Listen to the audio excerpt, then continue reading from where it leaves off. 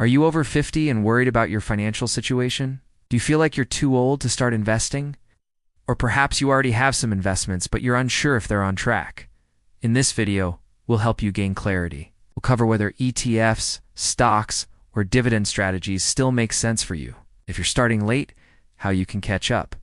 Plus, we'll answer the question, how much should you be aiming for and by when? Stay tuned. For context, let's assume you're 55 years old. That gives you two potential time horizons. 12 years until your state pension kicks in at 67, and maybe another 15 years of active retirement.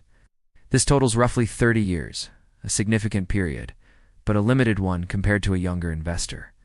You might not have the advantage of compounding on your side, but you have other tools at your disposal.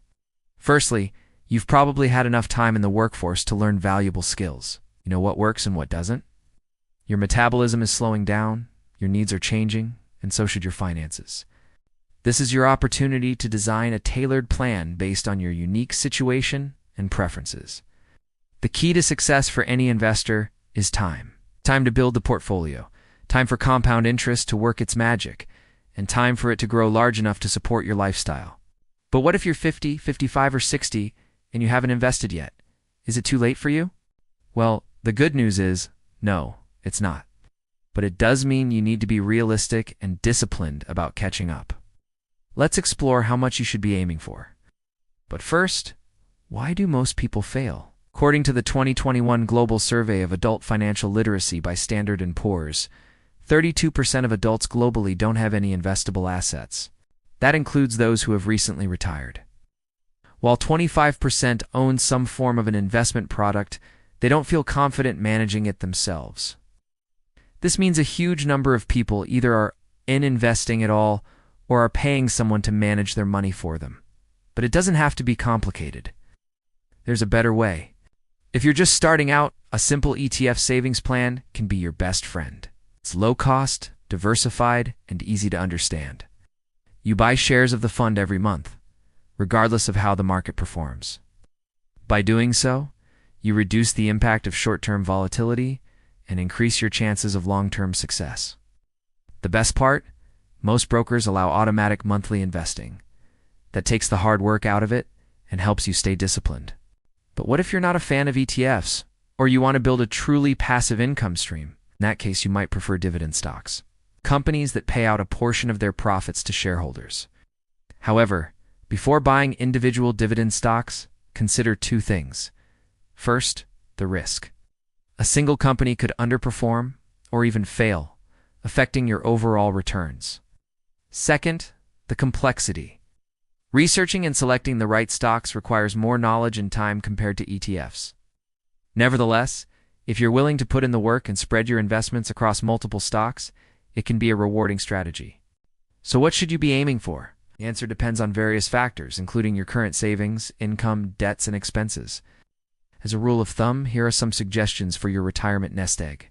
If you're replacing your gross salary, which is what you take home before taxes, aim for a nest egg worth twice your annual gross salary. If you want to replace 75% of your gross salary, target a nest egg worth 1.5 times your annual gross salary. And if you want to replace 50%, aim for a nest egg worth 1 times your annual gross salary. Now let's translate these figures into concrete numbers. Here's another example. Suppose you're 55 with 50,000 euros in savings. You still want a nest egg of 250,000 euros?